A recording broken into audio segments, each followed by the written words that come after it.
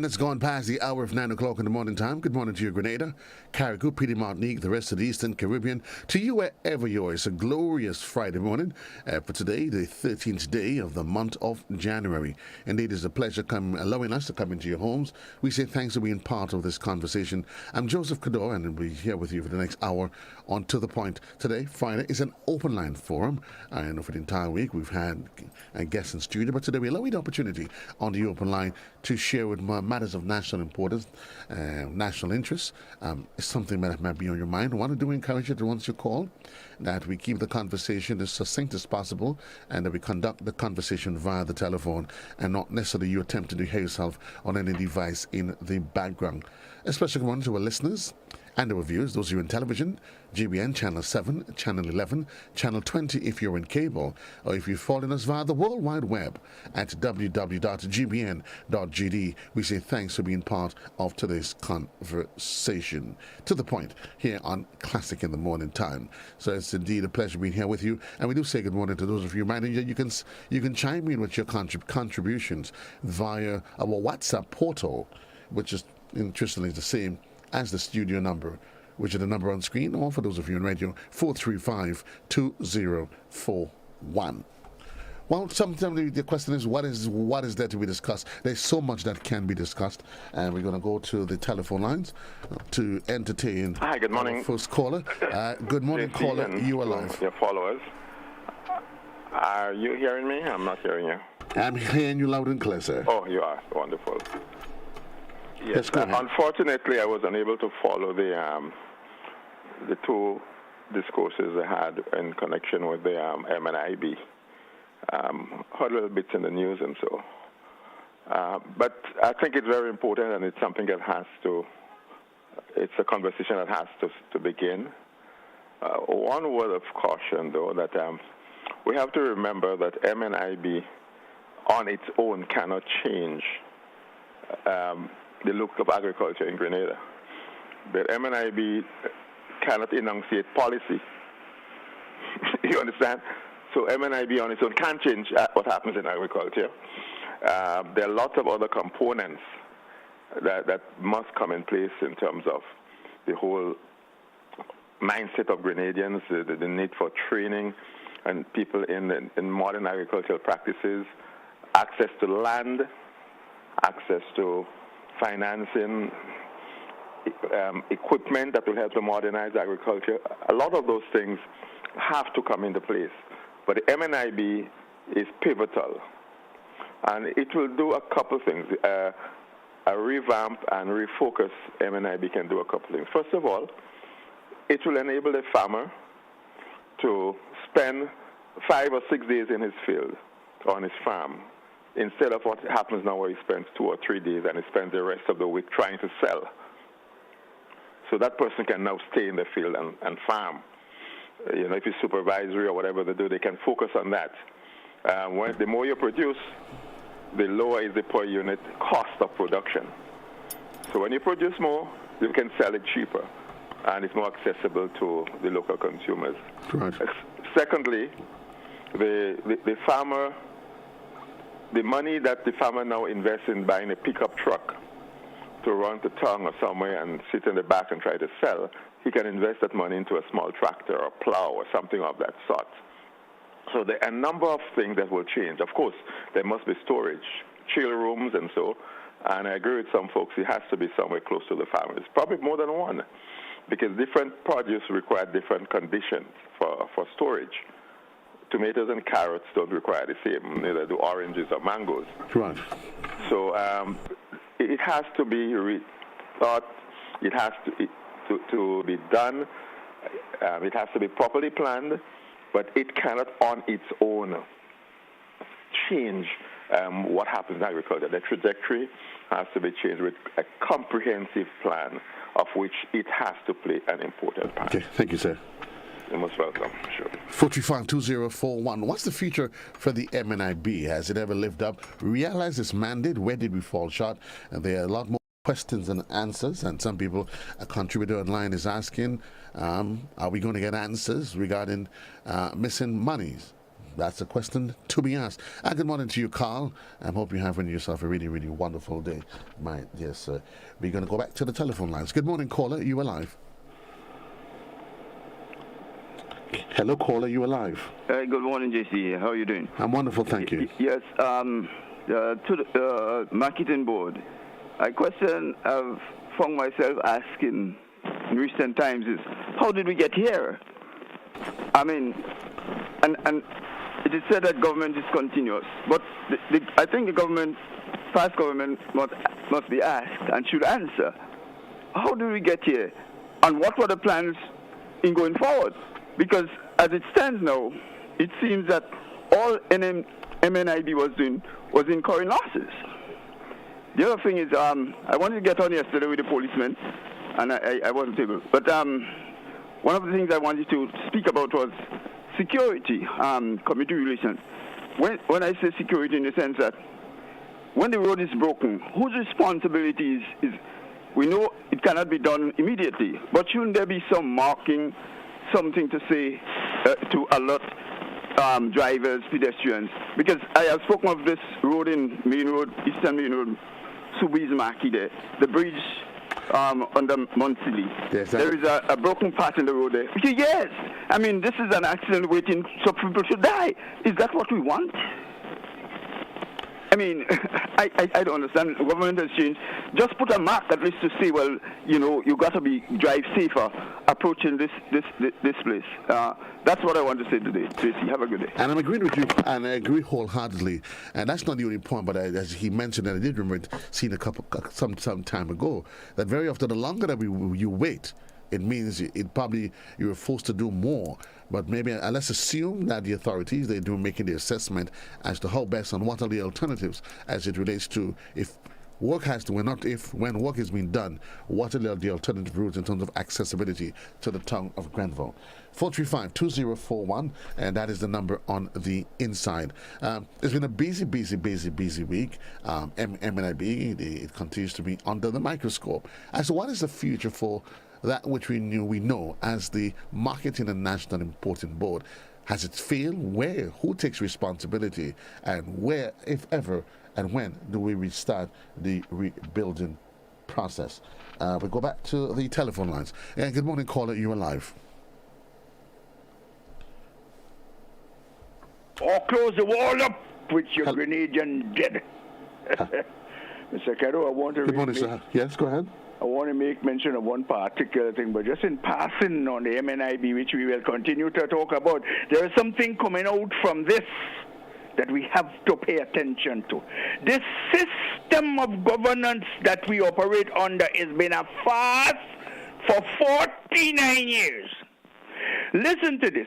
Each one of these statutory bodies ought to, every year, through the management and the board of directors, submit a report to the ministry, which in turn goes or has to establish to go to the legislature.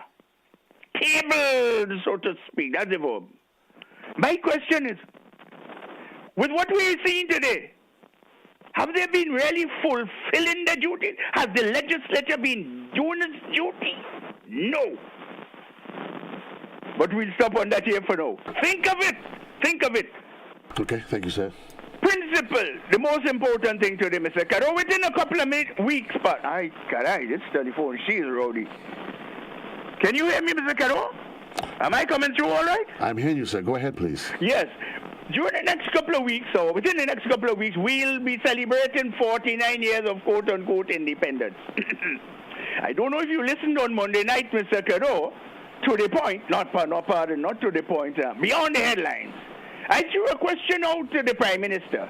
And of course, he was quite genuine, and he admitted that this here country doesn't have a Constitution Act, and that this here country doesn't have an Independence Act. What then are we celebrating?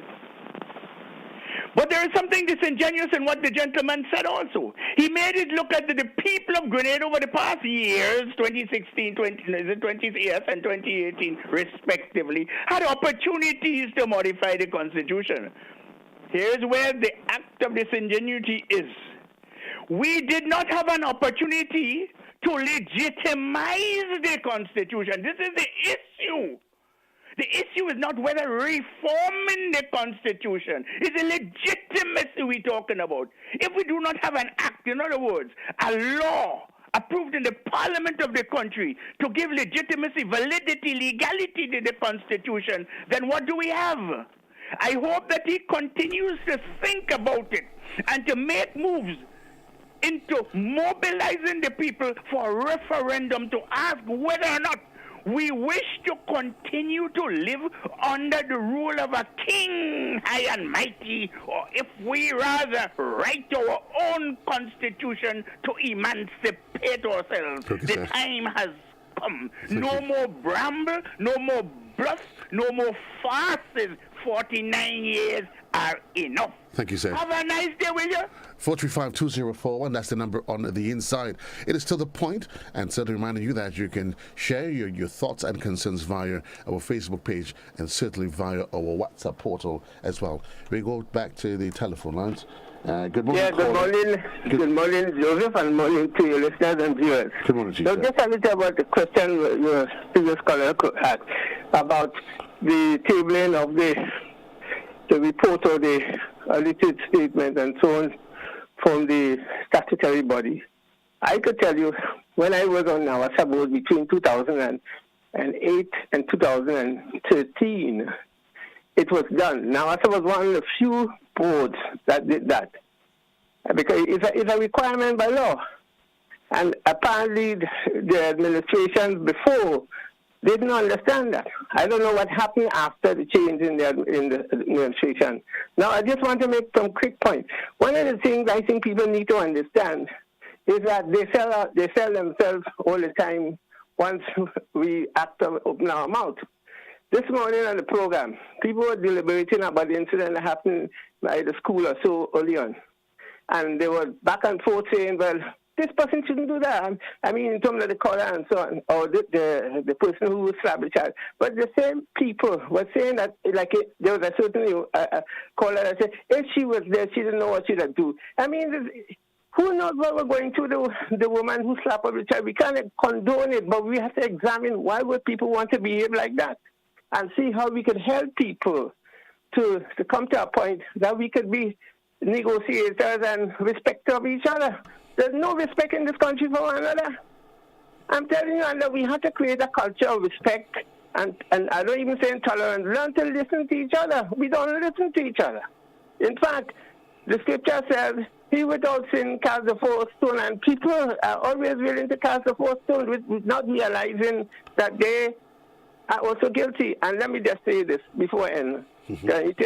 I would advise people to consult dictionaries or so to find out what's the meaning of implicit bias, explicit bias, and unconscious bias, because then we might be more responsible. Thank you very much, Joseph. Thank you. Thank you very much, sir. All the best to you.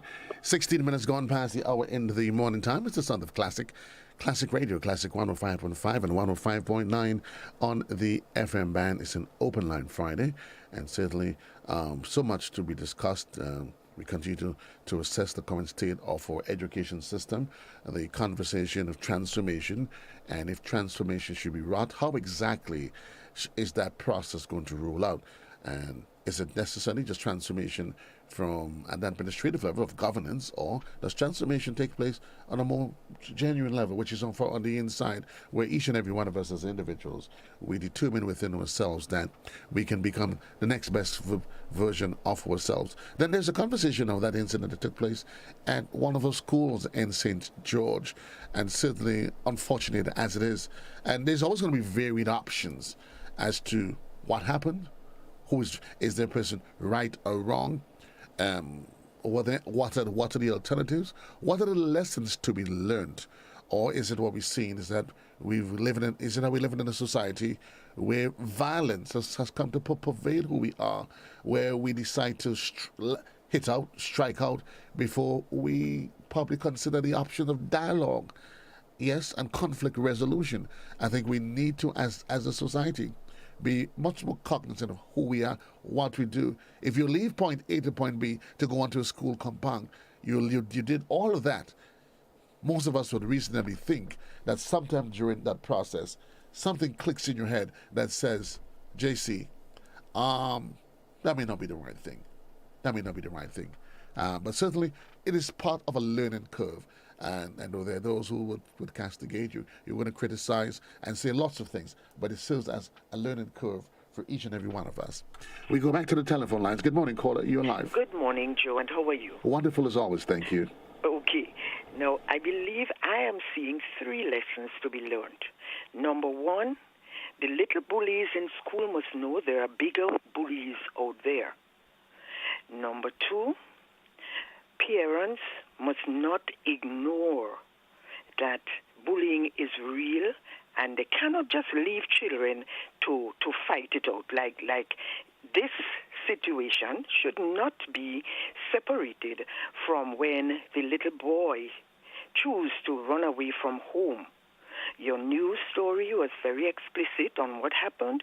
He was telling his father that he was being bullied in school. Right. The father threatened him that if he didn't want to go to school, he would send him to the home for bad children. Okay. So it at no place in the news story showed that he was being listened to and any adult intervened. So he chose to run away from home. Run to where I don't know. Right. But he was running away from the problem. The other situation is again another bullying.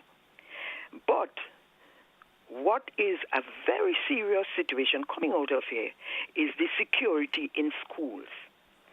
Yes, the person may be a parent of a child attending school, but no one has the right to come into the school without making an appointment. Yeah? No brother, no sister, no cousin, no aunt, no nothing. You must call first and make an appointment. And also politicians should learn a lesson from that too, because there was a video going around during the campaign time. In that same school zone where a politician had young children in their uniform jumping up and singing NDC, NDC. No. They must have respect for the school zone. So we have to look at the security of the school zone. Yes, but bullying must stop. It has to end. Somewhere or other, it must stop. Yes, it must end. In my time, I'm in my 60s, and in my time growing up, well, the word bullying was not so popular. We would say taking advantage. Right. That was the term we used. He taking advantage on the little one, and that one taking advantage. But the class itself dealt with the situation by isolating that one who was the bully. Right. So they would not play with him. They would not lend him anything. They would isolate that one. He's too bad. He's a bully. Right. Okay. So then he knows he has to shake up and fly right. Fly right. Right. Okay. So it was dealt with. But it's different time now. We cannot continue to use old-time tactics to solve modern problems. It's a different time now. But I'm saying the little bullies must know that there are bigger bullies out there. Yeah? Now, the school zones need to be more secured, and parents need to pay attention. You can't just tell your child, well, deal with it, or go and tell miss. No, there comes a time where you need intervention. You need adult intervention. But what I also heard is that the victim, in the case of the little boy, the victim was getting assistance. Now, why the little bully wasn't getting assistance too? Interesting Right. analysis there. Right. So it's okay to be a bully. We put a nice name onto it, bully, and we're training children to accept being bullied, because that is now the thing of the day. And would you agree to call it before you leave that it also brings into focus the whole conversation, not just of if in the eventual case that you've been bullied, that parents need to understand their role and responsibility towards protecting the children. That you don't just listen to your child when he or she says that he's been bullied, But we've grown up in a culture where we don't think our children are supposed to speak to us. Why are you asking questions? Why are you doing this? Do you think that sort of culture over the years has helped to add to this current conversation where because we've grown up being taught not to speak, not to express ourselves, so the whole conversation of conflict, dialogue has been out the window, and we just lash out? Yes, it's true, because even the stand-up, the live thing that was going wrong where an adult was threatening to box back the child, you were hearing a lot of F words in that live, and you were also hearing a child's voice in the background. Right. So sometimes children grow up in that atmosphere. They grow up in that atmosphere where it's okay to behave like that. Right. You know, I slap you, slap me back, and, you know, I have heard people calling on programs. I have heard Miss Cami saying that she knows of a young boy who beats his mother. Is that okay?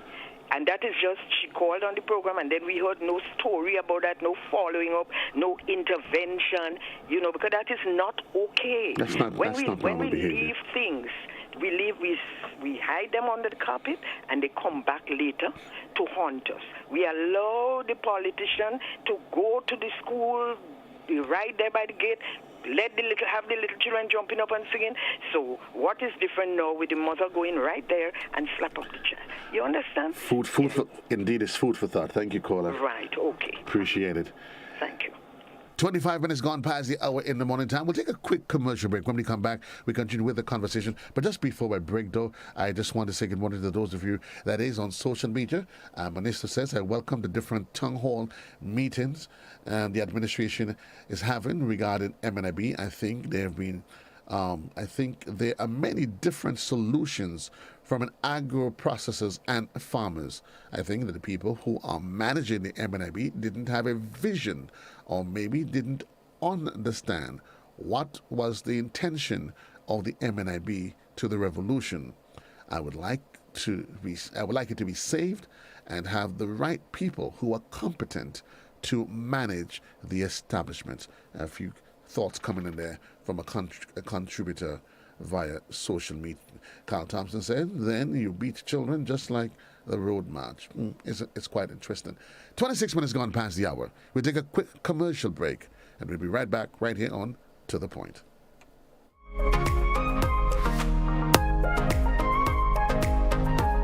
It's time that we realize that we must work together to thrive. As we know it, the sky and below it. Could I never have more wonder? Yeah, with life and all you see, and the climate's changing. But hope is remaining. That we can't ignore the future. It depends on you and me. One chance, all that we got. One voice, together we start. Take care, the world where we live. Permite a todos vivir. Tomamos la oportunidad para guardar la humanidad. And I must leave no one behind because we are. One climate, one Caribbean. One climate, one Caribbean.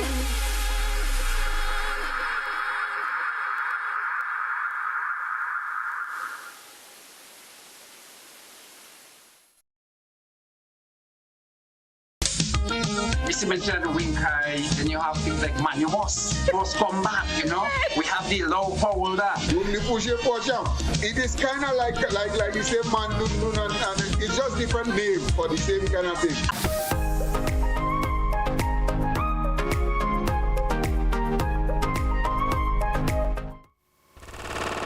"27 minutes gone past the hour in the morning time. Welcome back to The Point for today, the 13th day of the month of January.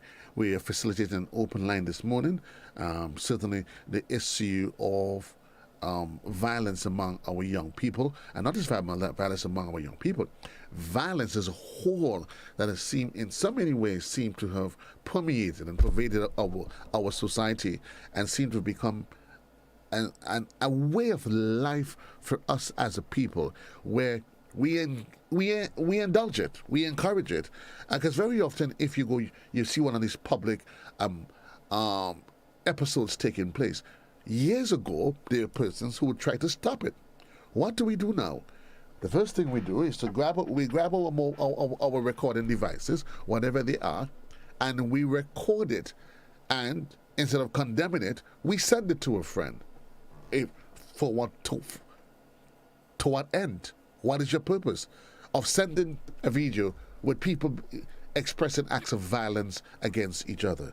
And then therein lies the problem. That I think bullying, the way we speak to our children, or the way we choose not to speak to our children. I've always said, yes, you have to get our children to stand up to ourselves, to stand up for themselves. But very often, I say that is what we see being practiced by children is learned behavior that us adults that we encourage and promote ourselves. Good morning, caller. You alive? Hello. Good morning. Good morning to you, sir. Yes. The NNIB was allowed to con the nation. Okay, that's what is amongst us. And then I'm hearing talk that we should buy shares in the future. Maybe we should buy shares. The same farmers who were conned have to buy shares from the NNIB. That doesn't make any sense. And then further to that, the taxpayers had to turn around and pay over $12 million. I'm sure it's a lot more than $12 million to bail out or to pay the debts of the NNIB. Come on, man. This thing has to be rectified, and it has to be rectified in a serious way. Close it down. Thank you very much.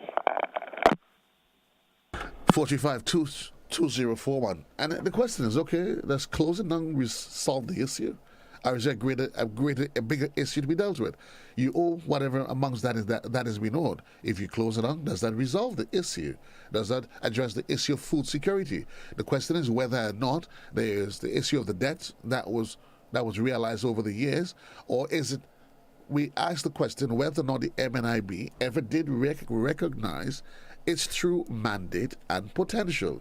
Yes, no, we're not sure. Those questions have to be asked. And I know there's going to be the continued conversation, and I'm happy that there's a dialogue, a consultative element to this, where we as a people, and I'm hoping that this is where the transformation it starts. And I'm not talking about on a political perspective, but we as a nation, as a people, we become more in tune and encouraged to know what's happening. It is our business. Anything that relates to Grenada, it is our business, and that we should spend less time into Brango and he say, she say, and focus on matters of national development. Good morning, caller. You alive? Yes, Mr. Cadore, good morning. Good morning to you, caller. Mr. Cadore, I know you know better. You said, I think, where, in concerning the violence, and where is it coming from, and things like that. I want you that you say. Mr. Cadore, you know what the Word of God says. It says, in the last days, violence will be great in the earth. It says that, and you know it says that. So that's the reality. And as I said this morning, godlessness creates these things. Because the Bible says, because man will be lovers of themselves and lovers of pleasure more than lovers of God, these things will fall. Oh, these are the things that we create. This is the spirit of the age, and the Bible tells us that. So we don't have to wonder. So the Word of God is true, and as I'm saying to people, this is the time we must pay more heed to the Word of God, because we are seeing come to pass what it says. So where our salvation is concerned, we got to also pay heed, because if what it's saying is true, then we need to repent and turn to God. That's when the violence will stop. And let me ask you a question. So, again, I think you probably, me asking has nothing to do whether I know yes or no. It is intended to get us to start thinking for ourselves. What I know and what you know is two different things. We need to get individuals to start thinking. Therein lies the questions. But you would agree, though, as well, that even if a person decides today or tomorrow, that they're going to become a Christian or join any religious organization. Religion don't change people. It don't save people. But you're not listening to me, and I'm saying I understand that. You have to agree as well that change process takes a while. Yeah, but we have to start somewhere. No, but I'm saying, caller, it's not just a matter of saying that I go to the Bible, because sometimes we go to the Bible and then we can get those that justify violence by saying, well, God ordained war. So I'm saying there must be a collective conversation where even we ourselves get to understand what are the issues. Have the experience. Listen, salvation is not just something we accept, It's an experience that affects change in an individual. It changes you. But caller, I am saying, and you and all know, caller, we have to pray. We have to seek the face of God, because what man can do, God is able. So when we receive Christ, then we give ourselves to pray and bring in those matters to God. But I'm agreeing with you, but you're not willing to listen to me. All I'm saying is, even when you go to Christ, the change process doesn't happen overnight. There are people that are Christians for 20 years and they are battling with a thorn in their flesh. I'm saying it takes a collective approach. That even when you become a Christian, anger management, all of those different elements has to come into play. You can't just tell somebody, go join a church and go become a Christian. Because even in becoming a Christian, caller, your challenges, they grow. So it's not of saying, well, I become a Christian and tomorrow I go from being a violent person. But we need to start somewhere, and it's a process. It's a matter of we have to pray. We have to continue. And Darren, you see, and I'm not this. You see, the problem is you are telling me, but you're not listening. All I'm adding to the conversation is I'm agreeing with you, but I'm saying it takes a multi-pronged approach. Yes, but we cannot look at what it takes. We have to start somewhere, and as we continue to. But hold on, but let me ask you, caller, how many churches do we have? We have churches all over the place. Churches doesn't save nobody. There are more churches, there are more public people in church, and Christians. You see Christians, you see fighting in the church, you see so it speaks to a bigger problem. Because somebody go to church or somebody call God's name and they talk about God, we say that person is a Christian. You know what? And I'm going to agree with you, because very often I think if we take a multi-pronged approach that recognizes, caller, that is not just about telling somebody becoming a Christian that will change them. Because even when they go to church, you have to be able to sit with them, speak to them. A man goes to church, he's a drunkard. He becomes. So that's the conversation that we need to have. But I'm saying, in order for change to come, questions must be asked. Individuals know there must be an awakening of a consciousness, whether through church or us realizing that which I'm doing is not making sense. Violence is killing our society, and you cannot just say, well, it's the end times and it is fulfillment of Bible prophecies. You can't just say that. And very often I get the sense that we tend to want to just throw a blanket. Well, it is the end times, and the Bible say that men will. So if we say that, then maybe you suggest that maybe we should leave it alone. Another caller on the line. Good morning, caller. Good morning, caller. You alive? Good morning, Uncle Joe. Good morning to you. I would like to wish you a good weekend. I'm looking forward to it. All right. Thank Uncle you. Joe, the only how I will get my husband to go to shop is when you advertise. But seeing that you stop now, you're going to save some money. But hear this. I was never a supporter of the revolution. But the revolution in the short space of time did well. And the Marketing and National Importing Board was one of them, and it was a good thing. Now it breaks my heart to see the Marketing Board might have to close down because of the past administration. So Peter David, the minister, is a good lawyer. I'm calling on Peter David, the minister Peter David, to investigate the matter. And all the ministers on the opposition to have a heart and come out, Emmeline Pierre, Minister Thomas, and Paris Modeste, Minister. Come out, say what you know, help this government. You know what, Uncle Joe? Everybody say, all hands on deck. Put aside colors and let us save the country. But they're just using that for us. They are the ones who make decisions and so on. They don't do that. So let us put the colors aside. Investigate the matter. I wouldn't know, I'm just suggesting. Do what is necessary. Come out and speak so we can save the marketing board so that employers, employees, the farmers, and so on. This little Prime Minister, the Honorable Dickon Mitchell, I'm sorry for him.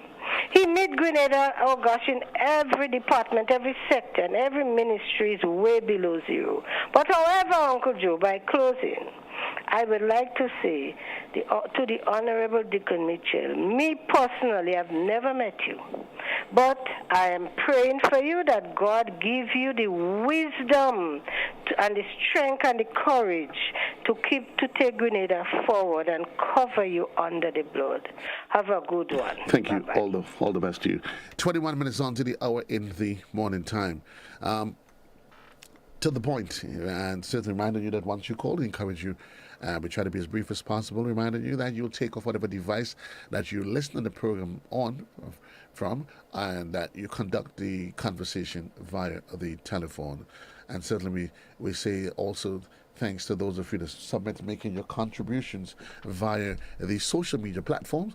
Good morning, Lady Cynthia, Carl Thompson, Sonia, Madeline Scott, and others, Julian Alexander. We say thanks for being part of this daily conversation. Good morning, caller. You're alive. Mr. Cadore, I beg your humble indulgences for 1 minute and 1 minute intervention. Go ahead, sir. Listen, Mr. Cadore, a couple of weeks ago, we had an incident in this here country in I think it was called a Christmas market, where a group of our citizens appeared in this market, according to the news items, with marijuana trees on display. We all know that in this here country, according to, over the years, that displaying marijuana and being in the possession of marijuana, cannabis sativa, is illegal. Now the police did what I think was the correct thing to do, swooped up on them. But they excused themselves by saying that they were given permission by a senator, according to the news. So we have a situation where a senator now can give the citizens, whichever group they choose, the right, the permission to break the laws of this here country. But was that independently verified, sir? That was their defense. Is that actually the case? Because you were asserting as though to suggest that that was actually factual. I'm speaking of what I heard on the news presented by your station. By the way, the old station is the only one I listen to. And I understand that, sir, but I'm just saying for us to think it through thoroughly, that was just their defense. No, I beg your pardon, the last thing? I'm saying that was just the defense that they made. They made this. Let me just finish the point. Now, I am concerned about that because as far as I'm concerned, no senator can give anybody the authority to break the laws of this country, breach, violate, whatever you want to call it, break the laws of this country. Yeah, but what I'm saying is you do not know that for a fact, sir. I beg your pardon, sir? You do not know for a fact, and he did not give a name as to whether, in fact, you are alluding, suggesting that some senator gave them permission. That was their defense. That was their defense. And it doesn't mean because it was their defense that their defense becomes factual. So, I'm not sure why we want to go down the road of suggesting that some senator gave a civilian permission to break the law. Certainly there's a due process as to how these things are done when it comes to giving authorization. Does the police get involved? Whatever the case is. But I don't think it's fair to suggest. The news did report that was their defense. But the defense that they make, Shaggy said, it wasn't me. That's a different story all by itself. We go back to the telephone lines. Good morning, caller. You're alive.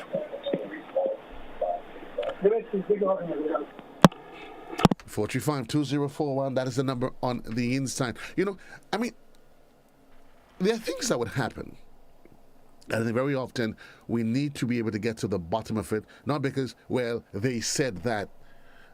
That makes the news report that this is what happened, and that was their defense. Does that, the defense they put forward, does it actually make it factual that we want to label folks now? Good morning, caller. You alive? Me off, sir. I would like to make my point. Yes, sir. I am saying that the police, I hope and do trust that the police will do what they expected to do. And that this senator also be investigated together where he gets this authority to do what he did according to what these people said and what the news said. And Mr. Cadore, do not dare you. 435-2041. Do not dare you daring me now. I give everybody the opportunity I listen to you. I give you an opportunity to say what you have to say. But sometimes we abuse privileges as though they are rights to us. We live in a society where there are some things are afforded to us, but we have to be able to cherish them and be able to manage them. 435-2041. That is the number on the inside as we do to the point for today. As we did to the point for today, the 13th day of the month of January. Weekend is here. I want to remind you, parents, that your children, they are weekends coming up. Classic, good morning, you alive? Hello, caller? Yeah, good morning. Good morning, sir. Cadore. Yeah, in reference to what the last caller was alluding to, I am not saying that who was given permission, but what I was concerned about is that the police didn't arrest those people. And that's my thing, because things must have process and procedure and should be done properly. Have a good day. 435-2041, that is the number on the inside. And certainly we want to say thanks to those of you wherever you are. Somebody looking at the MNIB, a contributor online, says, well, the MNIB, no doubt, no arguments, it seems like a failed project before it starts. It even started. Interesting conversation there. We go back to the telephone lines. 15 minutes onto the hour. Good morning, caller. You're alive. Hello, good morning. Good morning to How you. are you doing? I'm fine, thank you. Relative to that marketing book, the prime, as much as so much of a consultation issue, but more of a presentation from the government side. Because, you listen to the Prime Minister talking about what they concluded in Cabinet already and so on. Conclusion seems to be leaning on the side of shutting down marketing. Whether government want to or not, the mere fact that the banks are owed so much money, the banks themselves can cause marketing board to be shut so that they could retrieve their money. Because this is the kind of thing that caused what you call closureship. And then if the government that marketing board needs to be shut, I would have no problem with it. I think I've come to the conclusion, listening to the amount that $12 million generally considered to be owed. When you everything.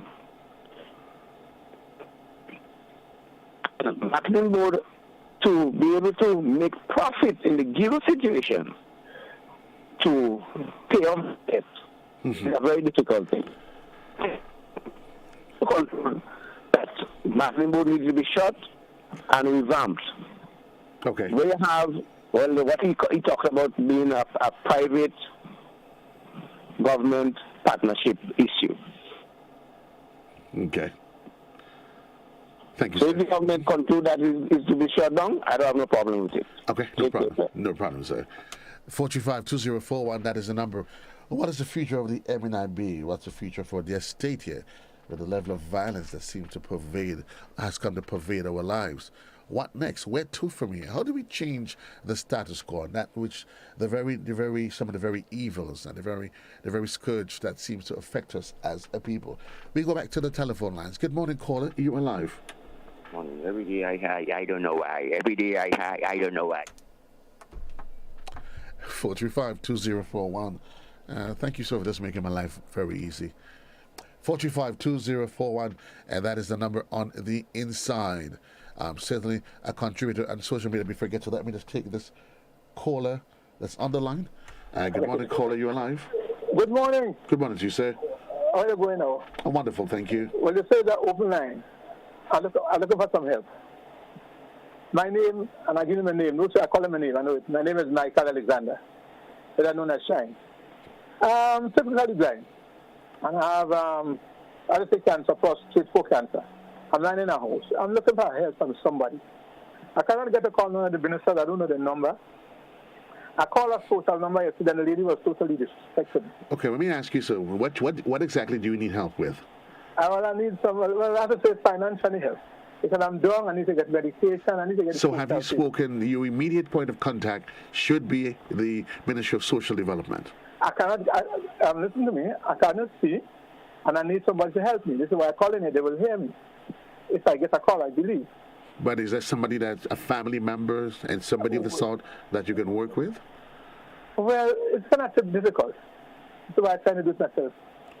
But if some numbers you could call, if you have the need to call me, they could call 2 numbers, I could give them the call, and then be able to talk to them. And then they told me, my name is, I could give them the name, I have no problem with that. But have you ever had any connections with anybody in the Ministry of Social Somebody Development? sent somebody to me, and they did not do it. They came, they said they come to vet me doing it with the seed program, and when I do get back to them, I say my name not there. So who? And about almost 6 or 7 months now. So you had a social worker that came to you. So you're already in the system. Well, I'm not. He said not. They called me back, and when I called back, they said they see nothing from me in the system. So I mean, the lady didn't put it in. Okay. What else you want? No, as I said, I mean, your point of contact should be that. What I can do, sir, if you have no problems with that, if you give me your number, I will. Yes. What's your number, please? Well, I really cannot see to give you a number. The number 418-5463. These people get in contact with me. 5463. 418-2666. At the end of the program, I will call one of the social workers, Ms. Dawn Cyrus, and ask her to give you a call. Thank you. Thank you, sir. Thank you so much. All the best to you. Thank you. 435-2041. That is the number on the inside. And to the point, it's an open line. A weekend is here. Some people are saying TGIF. Thank God it's weekend. Thank God we've worked another week, a week where we've exacted productivity to the order of progress. Good morning, caller. You're alive. Greetings, Merry. No, well, I hope you had a Merry Christmas. You and yours. I did, thank you. All the best for the new year. Thank you. Extending the same in your direction. Yes, and all the listeners and supporters of the stations.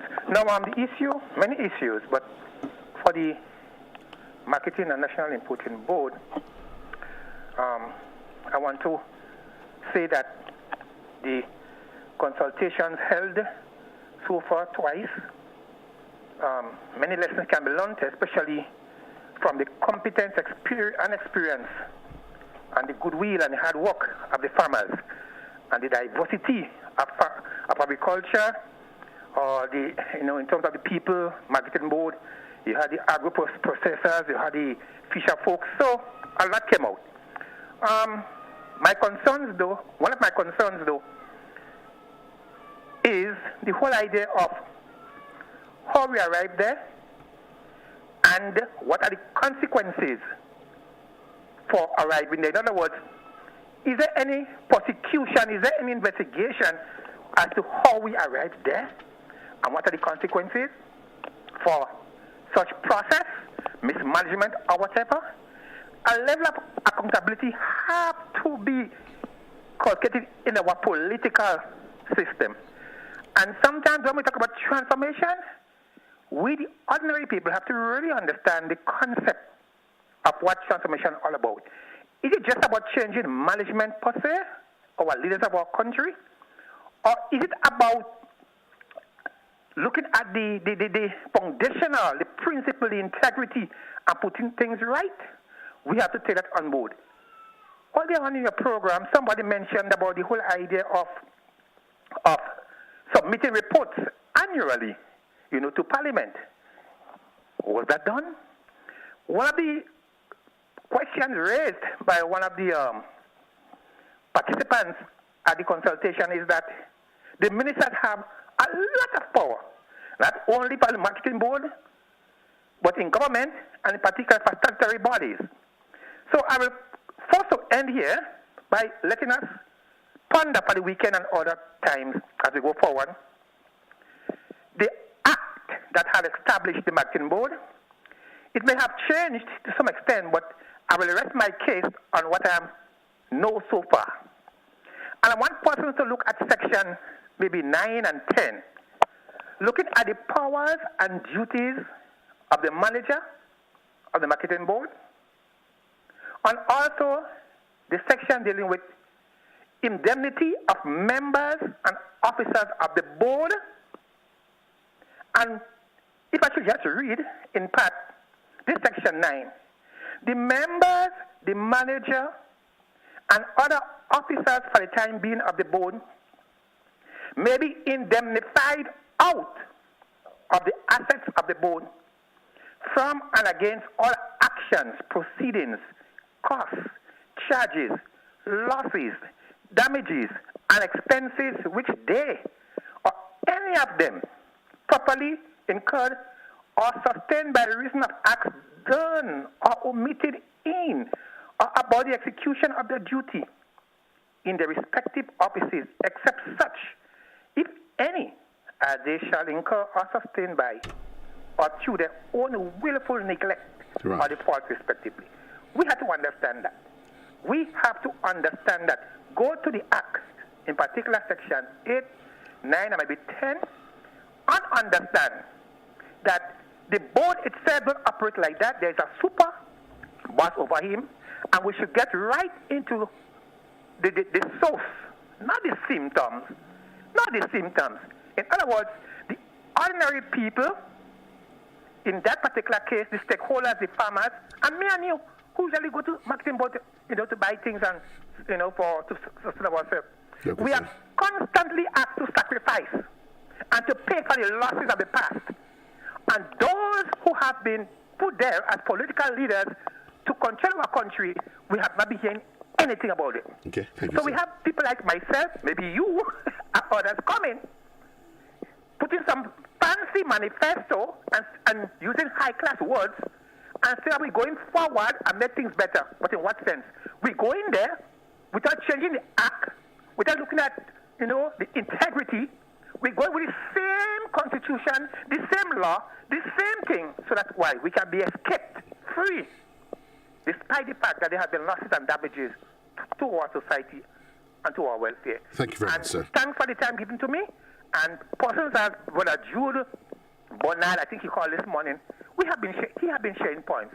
Let us look at this thing in a very okay. Thank you. way. Thank you very much, sir. Board is central to our development. Thank you very much. Thank you very much. 4 minutes on to the hour in the morning time. This is as far as this journey's end. Indeed, it's a pleasure being here with you. I want to say thanks to all of our viewers, all of our callers, and those of you who submitted your contributions via the social media platform. I can want to you, Carl Thompson and others, that is out there. We say thanks for having been part of the conversation. As we look forward to the weekend, we say God extend God's richest blessings and protection upon your life and towards you and your family. Until another place and time when we do this again, JC loves you. Have yourself a great one. Enjoy the weekend at hand.